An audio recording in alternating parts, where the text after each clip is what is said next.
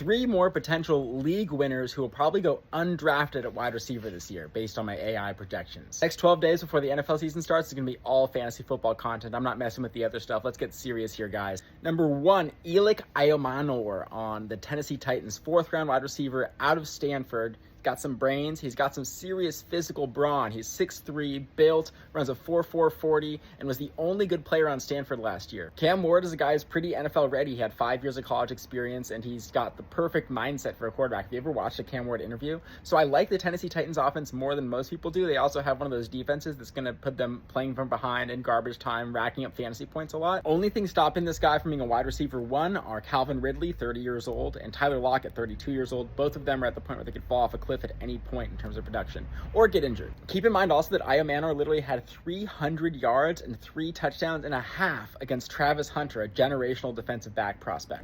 I don't consider myself to be an expert NFL talent scout, but you don't need to be phenomenally good at fantasy football. I win 40 to 50% of the leagues that I've been in over the last 20 years, 30 plus leagues, and that's because I recognize opportunities where players could thrive. Let's jump to number 2, Jaden Royals on Kansas City. Yes, he's a little bit down the depth chart right now, but Royals is probably the best possession receiver on that team besides Rashee Rice, who's likely to face a serious suspension this year. A lot of people like Xavier Worthy, and yes, he is very, very fast, but he has a frame that's never been successful for an NFL wide receiver. Royals has a really all-around skill set. He attacks the ball. He's very physical, very aggressive. These are traits I like to see in rookie wide receivers, showing that they're ready for the NFL level of physicality. And who is Kansas City's quarterback? Oh yeah, it's Patrick Mahomes. Skills-wise, the best quarterback in the NFL. I don't think anyone's going to argue that. One of the best quarterbacks of all time, honestly. And there's no clear wide receiver 1 on that team. There's a void. And last but not least, we have Tesla to the moon. I'm talking about Isaac Tesla on Detroit. He's been going crazy in the preseason. 3rd round pick, elite level wide receiver, makes plays on the ball. Look at this touchdown right here.